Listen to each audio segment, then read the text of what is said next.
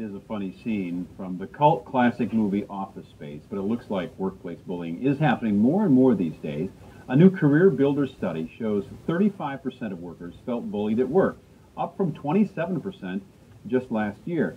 17% actually quit their jobs to get away from the bullying situation. To give us an idea of why this is happening more and what you can do in cases like this is Karen Gureghian. She's a human resources professional. Karen, I want to start with the bullying, the concept and the definition of bullying, because there's bullying and then there is unfair treatment, say a vendetta type thing, you're going to work the weekend, nobody else has to, whatever it is.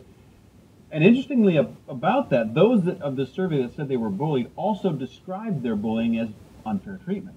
Is there a difference? You know, actually, I would say there are more similarities than differences between the two, and I think both can be intentional or unintentional. Mm-hmm. So when I think of bullying, I typically think of in kind of more stereotypical, you know, someone calling someone names, mm-hmm. things that are obvious. But it can be a little bit more insidious and a little bit more just getting at someone on a regular basis. Mm-hmm.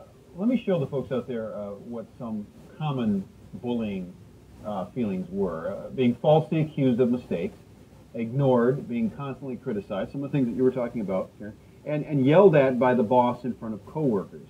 In which of these cases, Karen, does someone have good reason, maybe all, maybe none, to go to HR and not directly to their boss, for example?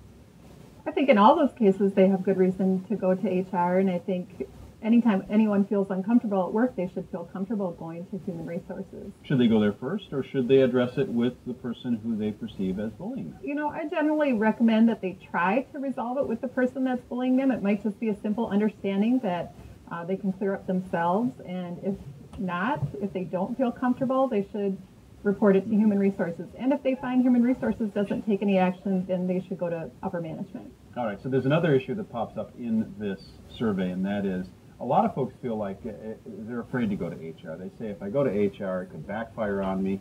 In fact, 57% of people in the survey said nothing will happen even if I do go to HR. What do you say to those people who say, you know, they feel like their hands are tied? Yeah, I say, you know, you shouldn't have to suffer in silence. You should go to human resources, and if you're finding human resources isn't providing you with the action that you're liking to see, then I would go to senior management. And I have seen examples of people, you know, really struggling with it for a long period of time, and then they finally come forward, they feel relieved and glad that they did. They shouldn't have to suffer. All right. Karen Gureghian, we appreciate your insight. Right. Thanks for coming on in. Thank you. All right.